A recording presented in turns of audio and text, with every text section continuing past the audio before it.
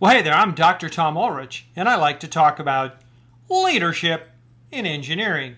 Hey, in this short video, I want to talk about the concept of why is it so hard to change engineering culture? And of course, the concepts I'm presenting really apply to any organization's culture. So I've got 3 comments to that end. So the first one is there's a big old honking asterisk here. It's usually hard to change culture. There's one case where it's relatively straightforward, and that's the case when it's a new organization, an entirely new organization. And what the founder is in the position to do is to embed, using Edgar Schein's terms, to embed values into a culture, meaning to define the culture. The way you do that is just simply by articulating, we want to be a group that does this. At any rate, so the good news is if you have a new organization, it's actually fairly easy to embed, to set up a culture the way you want it to be.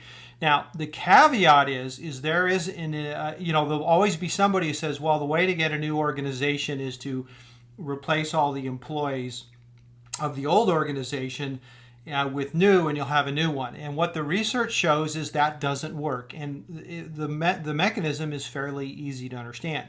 With an organizational culture, there is sort of a built-in thing where the existing people teach new members about the culture, about their beliefs. And so if you have a department of 20 people and you say, well, we're going to change all 20, but to avoid disruption to the business, we'll change 5 now, 5, 6 months from, and so on. So a year later or 6 months later or even 2 months later, you'll have all new people. That doesn't work, because what happens is the new people come in, the old people immediately transmit the culture without anybody even realizing it's going on. It just sort of happens in groups of humans.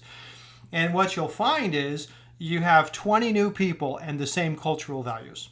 So the only way to do that, if you kind of want to reinvent the department, you have to kind of, all at once. They all have to go. And it isn't that you have to fire them. Maybe you move in other places in the company. Although that can be tricky too, because if the new employees seek out the ones that were there to, ask about this or that, the old culture will be transmitted. So if you have a new organization, fairly easy to embed. Otherwise, you got a real situation on your hands. The second comment is because you have to understand that culture exists in layers.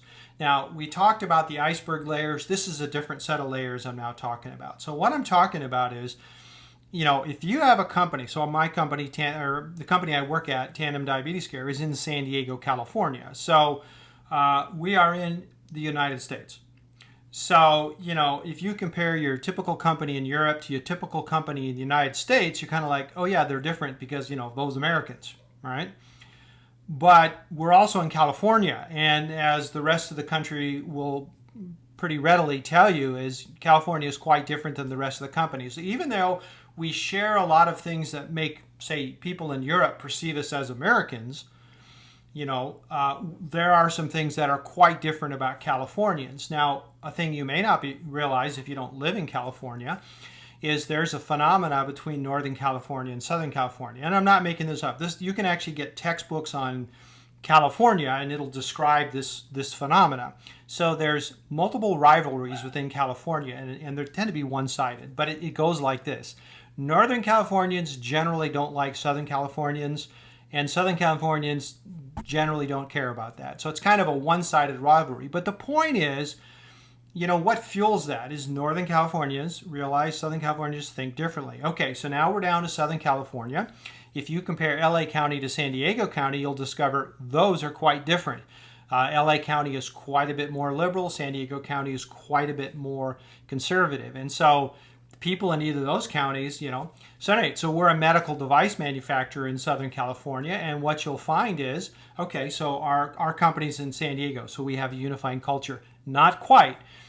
At Tandem, there's a culture in R&D, there's a culture in marketing, there's a culture in manufacturing. They are not the same. And then you'll find within R&D, there is a culture on the software team, and there's a culture on the mechanical engineering team, and so on. And even among the software teams, it's big enough now where there's different groups. So if you look at the automated insulin group, software group versus the group working on an next-gen pump, you'll find those cultures are quite different. So the thing is, first of all, culture exists in layers, and each layer influences the one below you. And so there's a certain amount of structure that flows down. Now, you can have the phenomena of counterculture. And what happens, you can kind of deliberately, kick against the culture.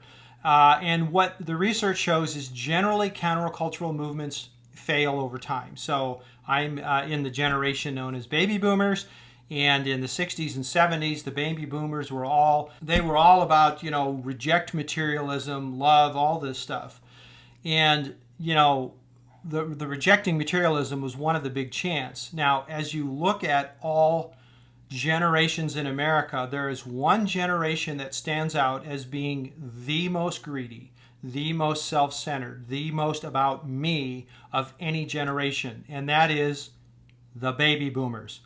They had this countercultural thing going, forces of society, they grew up, they went to work, all these things, and the next thing you know is not only are they the opposite of their counter movement, they are the prototype of the opposite of their counter movement. They are the most materialistic. We are the most materialistic generation that certainly will ever be in the United States. So countercultural movements tend to get extinguished. Now, here's my point. If you're in an organization that is toxic and you try to create an organization that isn't toxic, that kind of pushes against it, just know that there's going to be a lot of pressures. And pretty much with every interaction between your group and the outsider group, as your group tries to solve their problems of external adaptation, there will be subtle reinforcement where to create a healthy group inside a generally toxic company is almost impossible. Now, it's not totally impossible. In the next video, I'll talk about some ways to go about that. But, unless you really work at it, you will fail. Now, the final reason that changing culture is very, very difficult is what you have to understand is the research, particularly the seminal author here is Mary Jo Hatch. She's a great researcher. At any rate, she writes that her research has been on organizational identity, which what she found and a lot of other researchers working in the space found is this profound link between organizational culture, what a culture believes, and organizational identity, how they see themselves. And so here's the bottom line. When you try to change a culture, you are messing with people's self-identity. And as Edgar Schein puts it, one thing culture does for you is it creates a sense of stability. And so if you come into a group and say, hey, let's change culture, if you do not do this well, really what you're going to accomplish is you're going to make everybody feel insecure, unstable, probably turnover is going to go high, which can actually work in your favor depending on what your strategy is for change. But basically, you're messing with people's sense of self-identity and people's sense of security when you try to tamper with culture. All right, so that's the three reasons, three comments. First of all, the one exception to it being hard to change a culture is if you are the founder of a new group. The second comment is because culture is layered, you have all kinds of layers coming into play. The third comment is when you try to change culture, you're messing with people's self-identity, so that's going to be rough going. Hey, anyway, thanks for listening. I'm Dr. Tom Ulrich, the Engineering Leadership Guy. If you'd like to see more videos on YouTube, you can just search on Dr. Tom Ulrich. You can go to my website, tomulrichconsulting.com. Anyway, hey, and if you leave a comment, I'll be sure to respond. Anyway, thanks for watching. We'll talk to you next time.